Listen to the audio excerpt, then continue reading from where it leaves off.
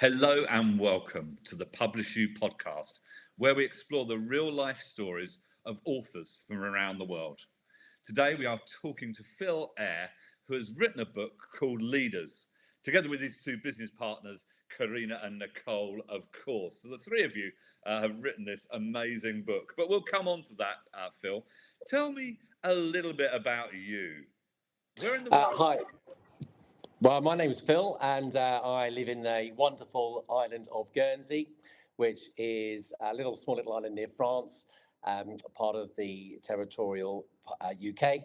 And I've lived and worked down here for many, many years. I cut my teeth in the finance sector. So I'm a trained investment manager, used to work in investments, and I live down here with my wife and daughter, who's 12. Wow. And what, you say you used to work in investments. Yeah. Why did you get out of doing investment management? Well, it's a great industry. In fact, I love the business. I love the markets, and just often thought about how stock markets work together. I do love the business of it. And I just found that the industry, as much as I loved it, was quite myopic. You get to know a certain group of people. There's a kind of fairly narrow field. And as much as I do love the markets, I love people. Could I say I love them even more? So I just wanted to explore what makes people tick, get to know a whole wide range of people and types of people. So I took a career change some years ago now into this field. Amazing. Well, we'll find out more about that as well. And you live on the island of Guernsey, which I've been to many times, and often I see you when I'm there. It's a beautiful place. Should everybody come for their summer holidays, Phil?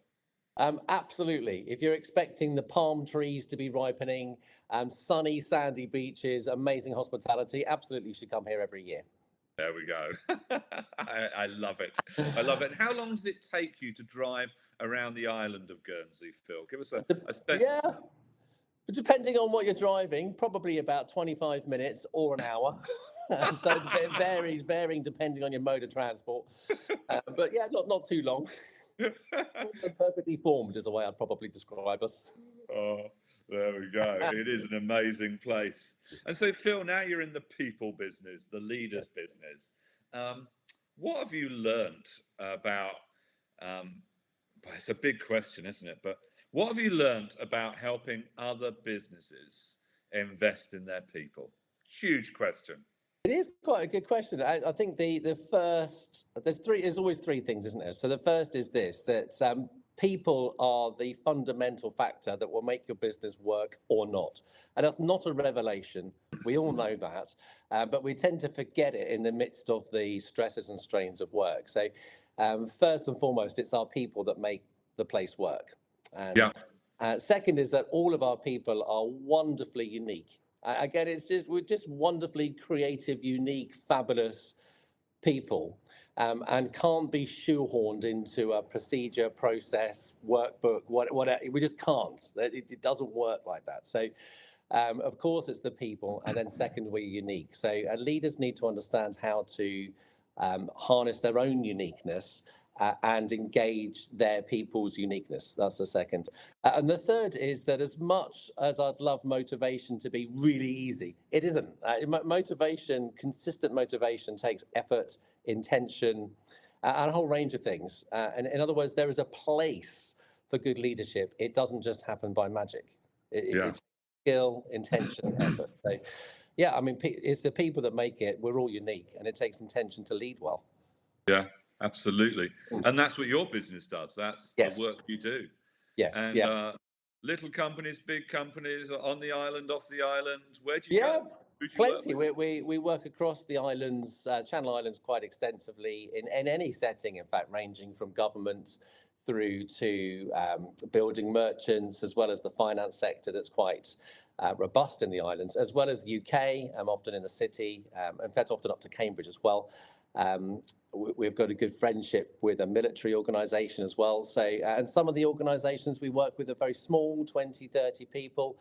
The largest we work with employs about 20,000 people. So something in that. But the fundamental factors that make for great leadership are pretty much the same, even if they're deployed slightly differently. They're pretty much the same. It's about the people. Yeah, absolutely. And you have a couple of colleagues we mentioned earlier, Karena, Nicole, and you've written a book together. I mean, how on Yes. earth did that work, Phil? Was that really easy, or? Yeah, it's interesting. So I guess it's because I'm determined that the business that we run down here is not a Phil Eyre show.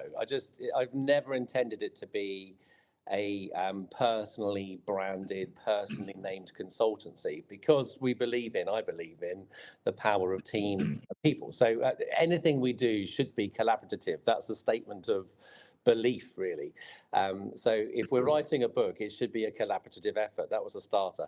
Did that make it easier or harder? Well, we shared the load. I suppose that's easier. Yeah. So you only And wrote a third of a book each. we wrote a third of a book each. That's right. Although I suppose the challenge was making sure that there was consistency, to a degree at least, a consistency in approach.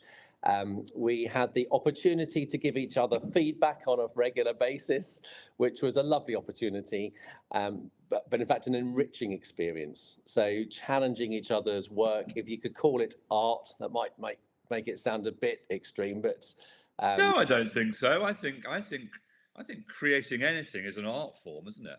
it is, yeah. So the challenge for us was being willing to be critiqued by our colleagues all the way through the process. In fact, is an enriching experience, but took intention and effort. So yeah, the workload was shared, and we had constant feedback throughout. It's great. And what triggered you to decide to write a book, Phil? Why do it? Yeah, it's a great question. I think as a business, we want to expand our reach. So the honest answer, as much as I say we've got all these amazing ideas to convey to the world, the first and foremost initiative to the idea was we want to reach more people. So how can we do that from the islands, from the smaller communities in which we're in? Even London can be a small community. Absolutely. It's big, but it can be quite nuanced. And how can we reach more? So a book is a very nice way to reach more people. We're keen to speak as well. So connecting a book with a platform is always a helpful idea. That was the fundamental idea. Initially, we didn't expect to write it ourselves. I should say that. We thought we'd involve a whole range of different people, get an eclectic mix of ideas, sort of throw them into this cauldron of a book and see what magic arose. And we just decided, actually, we're better to write it ourselves. There's a better, more substantial piece of work for us to do.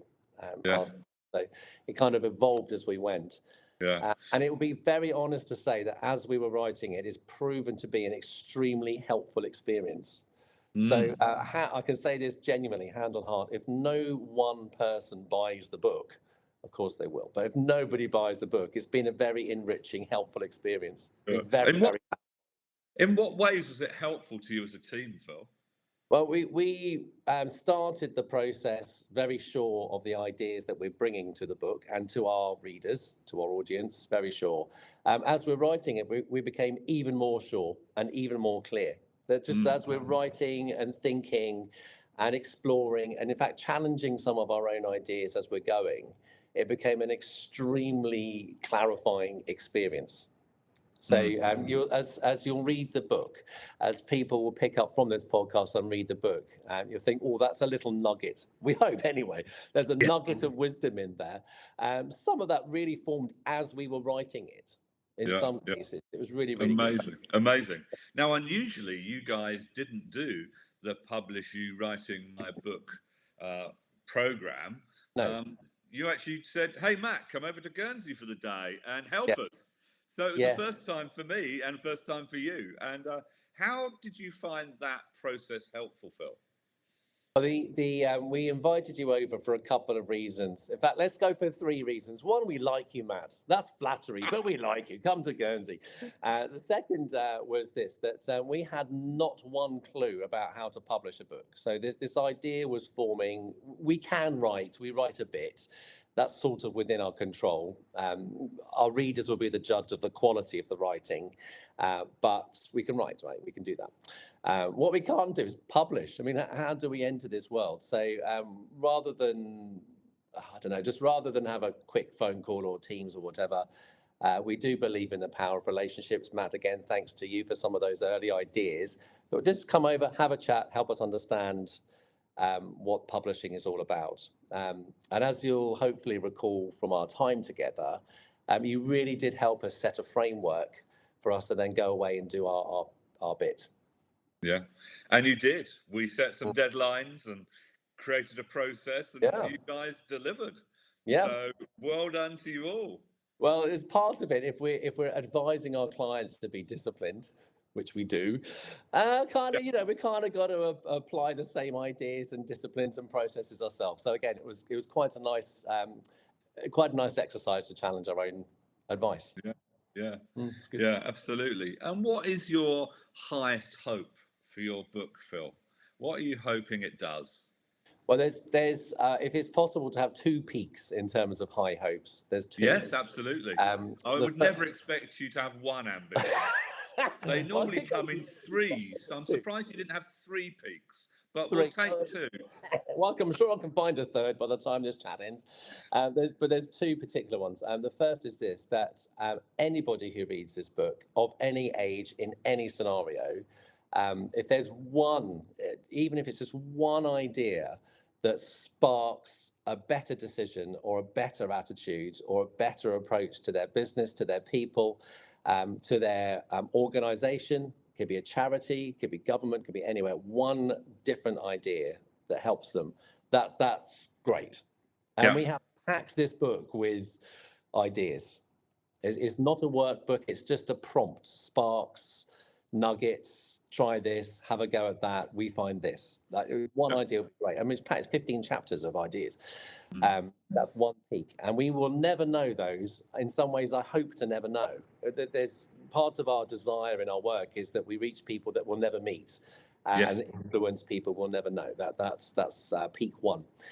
Peak 2 is very different in that we hope that the book helps convey who we are, what we're about, and engages some clients that don't yet know us to find us, to talk to us, and hopefully to invite us to their organizations, perhaps even their platforms if it's a speaking opportunity, or into their leadership teams if it's engaging with the leadership team possibility. So it sort of conveys a bit of our personality. We have left something of our individual flavors in there as well. Yeah, amazing. Very good. And there are 3 big, so I say, themes that come out of your book. Yeah, there are. Briefly, just give us those headlines. Sure. We believe that there are three themes or 3 foundations to good leadership. The first is moral courage. Excellent leaders are morally courageous leaders. So it's 5 chapters about what moral courage is and how we can apply it, and some of the tensions that sit with moral courage. How do we apply our values? The second is authentic trust. Trust is essential to leadership. Again, that's not a revelation to anyone. But what does it truly mean to be authentic and trustworthy? And of course, there's tensions. So there's tensions in being transparent. When should you be transparent? When should you be discreet? And so on. And the third is a living legacy mindset. So what impact are we making? How far ahead do we think? Are we constrained by a quarterly results mindset, or do we have a forward-thinking mind, for example? So moral courage, authentic trust, and living legacy are the 3 areas. Well, there are 3 ideas there, guys, just to whet your appetite about this book, and take those and do something about those in your team, or engage with Phil now. You don't have to get the book in your hands, but it is available globally, and we really hope you get a hold of a copy. Thanks, Phil, for being with us today, and thank you all for listening to the PublishU podcast, featuring the real-life stories of authors from around the world. If you're interested in becoming an author like Phil, please visit our website, www.PublishU.com.